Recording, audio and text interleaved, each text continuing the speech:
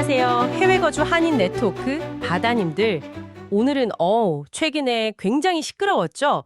일론 머스크의 케타민 사용 의혹, 그리고 여기에 대한 여러 반응들을 좀 깊이 파헤쳐 보려고 합니다. 네. 이게 뭐 뉴욕타임스부터 시작해서 롤링스톤 여러 매체에서 보도가 나왔고 머스크 본인도 소셜미디어 통해서 계속 얘기를 하고 있잖아요. 맞아요. 그래서 저희가 그 보도 내용들이랑 머스크의 주장, 또 과거 인터뷰까지 다 종합해서 한번 정리해 보려고요. 케타민이 정확히 뭔지 그런 정보까지 좀 균형 있게 전달해서 바다님들이 이 상황을 딱 이해하실 수 있도록 돕는 게 목표입니다. 네. 그럼 바로 시작해 볼까요? 좋습니다. 일단 이게 어디서 시작됐냐면 역시 뉴욕타임스 보도였죠. 네, 그렇죠. 핵심 주장이 머스크가 2024년 대선 캠페인 기간 동안에요. 케타민을 꽤 자주 거의 뭐 매일 썼다 이런 의혹이었고요. 심지어 다른 약물, 뭐 엑스터시나 환각 바석 같은 거랑 같이 썼다는 얘기도 있었어요. 아, 맞아요. 그리고 더 구체적으로는 케타민 너무 많이 써서 방광 문제까지 생겼다? 주변 사람들도 걱정한다? 이런 내용까지 나왔더라고요. 네. 그 시기가 또 그 트럼프 행정부에서 정부 효율성 부서인가요? DOEG 거기 책임자였던 시기랑 겹친다는 점도 좀 지적이 됐고요. 네. 자, 그럼 여기서 말하는 케타민, 이게 대체 어떤 약물인지 좀 짚어주시죠. 네, 케타민은 기본적으로 마취제입니다. 해리성 마취제라고 하는데요.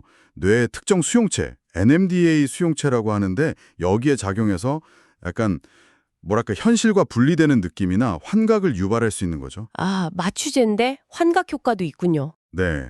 그래서 합법적으로는 당연히 수술 시 마취에 쓰이고요. 또 우울증 치료제로 나온 게 있어요. 스프라바토라고 코에 뿌리는 스프레이 형태인데 이건 FDA 승인도 받았고요. 아, 우울증 치료에도 쓰이는군요. 그렇죠. 그리고 일부 병원에서는 뭐 불안이나 다른 정신건강 문제 치료를 위해서 정식 승인은 아니지만 의사 판단하에 상담이랑 같이 처방하는 경우, 즉 오프라벨로 쓰이기도 합니다. 그렇군요. 합법적인 용도가 분명히 있네요. 네, 그런데 문제는 미국에서 유통되는 케타민 상당수가 사실 불법적인 경로로 나온다는 점이에요. 뭐 동물병원 같은 데서 빼돌리거나 훔치거나 아니면 밀수하거나. 아, 불법 유통이 많군요. 네, 그래서 마약단속국 DEA에서는 이걸 스케줄 3 약물로 분류하고 있어요. 중등도나 낮은 수준의 의존성 위험이 있다는 거죠. 부작용은 어떤가요? 단기적으로는 뭐 두통, 어지럼증, 졸음, 좀 이상한 느낌 들거나 말 어눌해지고 시야 흐려지고 메스꺼움 이런 게 있을 수 있고요. 이걸 장기적으로 또 많이 쓰게 되면 기억력 문제, 우울증이나 불안이 더 심해질 수도 있고 또 아까 보도에서 나왔던 방광 문제처럼 심각한 비뇨기계 문제, 요로가 막히거나 감염되거나 혹은 뭐 K경련이라고 부르는 위장 문제도 생길 수 있습니다. 아, 심각하네요. 작년에 배우 매튜 페리 사망했을 때도 케타민이 언급됐었죠. 네, 맞습니다. 사망 원인 중 하나로 케타민 급성 효과가 지목되기도 했었죠. 의료용으로 쓰이지만 오용하면 정말 위험할 수 있다는 거네요. 자, 이런 보도에 대해서 머스크는 어떻게 반응했나요? 뭐 가만히 있진 않았을 것 같은데요. 그럼요. 바로 자기 소셜미디어 X죠. 거기에다가 마약 안 한다, 뉴욕타임스 거짓말하고 있다 이렇게 아주 강하게 방박을 했어요. 아, 강력하게 부연했군요. 네. 그러면서 하는 말이 몇 년 전에 우울증 때문에 의사 처방받아서 케타민을 써본 적은 있다. 근데 그 이후로는 안 썼다. 이렇게 강조했죠. 이건 뭐 뉴스거리도 안 된다. 이런 식으로 덧붙이기도 했고요.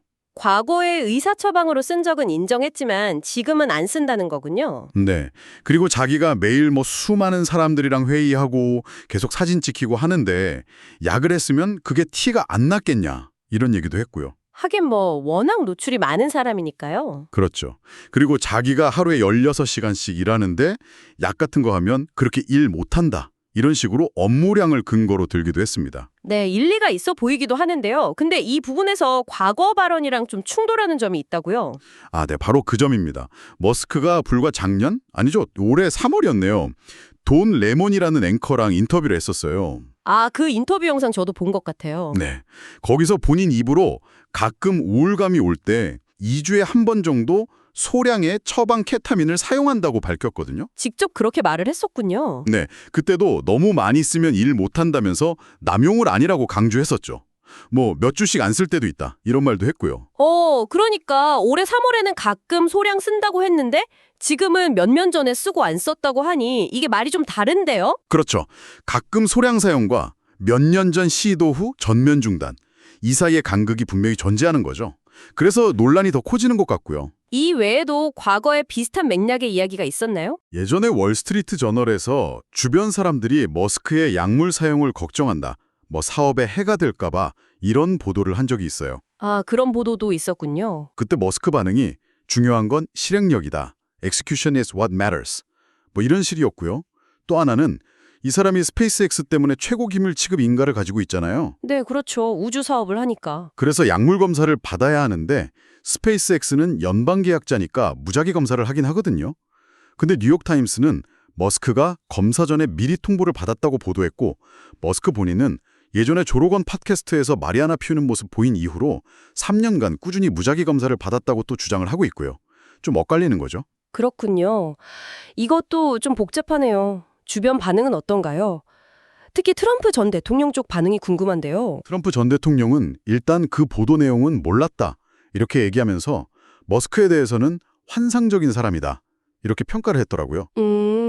머스크가 최근까지 트럼프 행정부에서 역할을 했었잖아요. 네, 그 DOEG 책임자 역할은 최근에 끝났는데 백악관은 계속 가면서 친구이자 조언자 역할을 할 거라고 밝혔어요. 아, 관계는 계속 이어가는군요. 네, 근데 또 최근에 트럼프 행정부의 일부 정책에 대해서는 의견 차이가 있다, 이런 말을 하기도 해서 약간의 거리두기, 그런 모습도 보이고요. 네, 참 여러 가지로 해석될 여지가 많네요.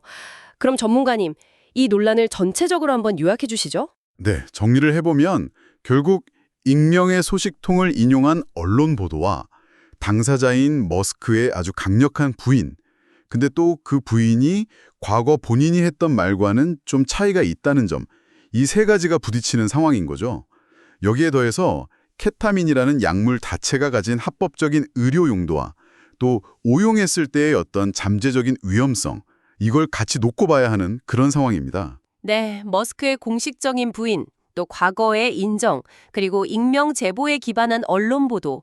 이 사이에서 참 판단하기가 쉽지 않은데요. 바다님들께서는 이 상황을 어떻게 보고 계신가요? 특히 사회적으로 큰 영향을 미치는 인물의 사생활과 또 공적인 책임감, 그 경계에 대해서 바로 그 점에 대해 한 번쯤 생각해 볼 만한 그런 논란인 것 같습니다. 오늘 저희가 준비한 내용은 여기까지입니다. 바다님들 구독과 좋아요를 부탁드려요.